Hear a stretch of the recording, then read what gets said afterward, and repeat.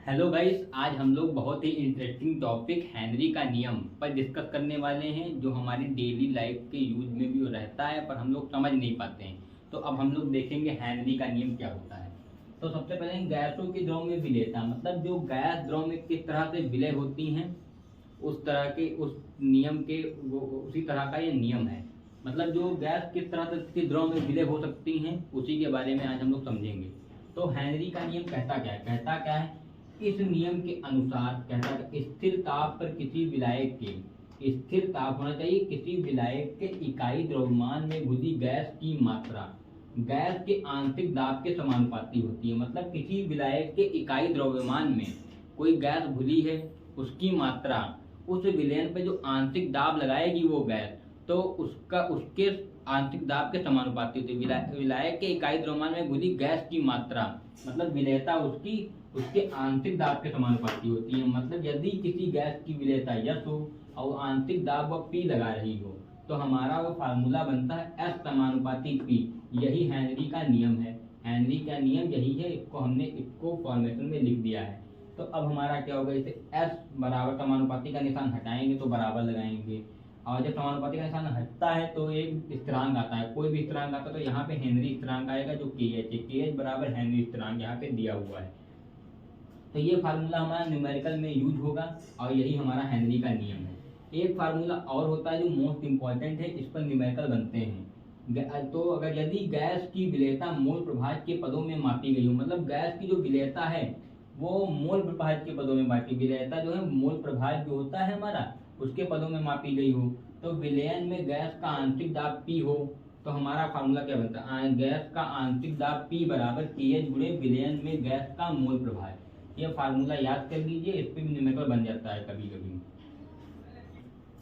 अब हम लोग उसी के आगे हेनरी के नियम की क्या क्या सीमाएं हैं उस पर डिस्कस करेंगे। तो हेनरी के नियम की जो सीमाएं हैं वो क्या क्या है। हेनरी के नियम की पहली कमी जो है क्या है, हेनरी का नियम तभी अप्लाई होगा जब ताप स्थिर होना चाहिए। मतलब हेनरी का नियम तभी हम अप्लाई कर सकते हैं जब ताप स्थिर होगा हमारा, और दाब बहुत कम नहीं होना चाहिए इसके लिए, और विलयन में अणुओं का संगुणन व वियोजन नहीं होता। संगुणन व वियोजन का मतलब जैसे कि जो अणु हैं या तो जैसे आयन है तो ये संगुणित ना हो आपस में, और वियोजित मतलब टूटे ना।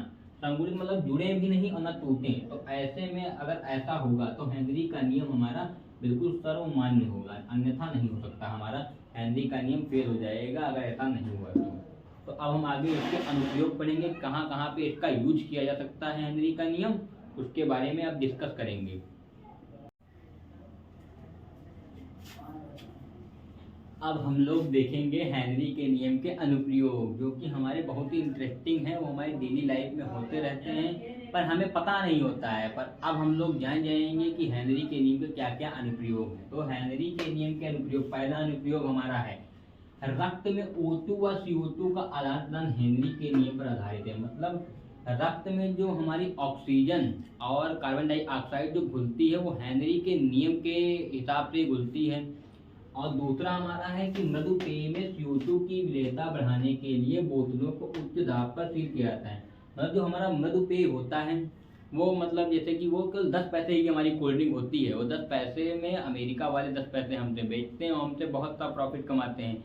और उसमें होता क्या है, केवल खाली CO2 की जो विलेयता होती है बस, और कुछ नहीं होता उसमें। जैसे मृदु पेय होता है उसमें उच्च दाब पर जो है CO2 की विलेयता उसमें कर दे, जितनी CO2 होती है हम लोग उसे पीते हैं, पहले कोल्ड ड्रिंक पीते हैं तो वो अंदर जाती है और आंतरिक दाब लगाती है, उस पर फिर वापस आती है, तो हमारे नाक से डकारे हमारे लेते हैं तो हमें बहुत अच्छा लगता है, बहुत अच्छा फीलिंग आती है। तो ठीक उसी प्रकार से मृदु पेय में CO2 की विलेयता बढ़ाने के लिए बोतलों को उच्च दाब पर सील किया जाता है। जब उसे खोलते हैं तो कभी कभी आवाज भी आती है, हल्की सी कान लगा के देखिए कभी आवाज भी आएगी। अब गोताखोर लोग श्वसन मिश्रण में ऑक्सीजन के साथ हीलियम ले जाते हैं, जिससे आप वापस आने पर दर्द का अनुभव उनको कम होता है। मतलब जैसे कि गोताखोर लोग ऑक्सीजन के साथ हीलियम गैस ले जाते हैं। हीलियम गैस इसलिए ले जाते हैं क्योंकि हीलियम जो होती है वो हमारे हमारे मतलब रक्त में जो ऑक्सीजन को घुलने में बहुत सहायता करती है, इसलिए गोताखोर लोग हीलियम गैस को हीलियम गैस को अपने साथ ले जाते हैं, जिससे रक्त में वो आसानी से घुल जाती है, ऑक्सीजन को घुलने में सहायता करती है, जिससे वो जब वो वापस आते हैं तो उन्हें दर्द का अनुभव कम होता है। यही हेनरी के नियम के अनुप्रयोग हैं।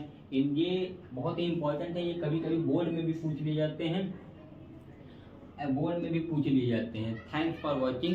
ऐसे और वीडियोस के लिए हमारे अपने चैनल टेक एंड टेक्नोलॉजी को सब्सक्राइब करें, एंड अगर वीडियो अच्छी लगी हो दोस्तों तो वीडियो को लाइक करें।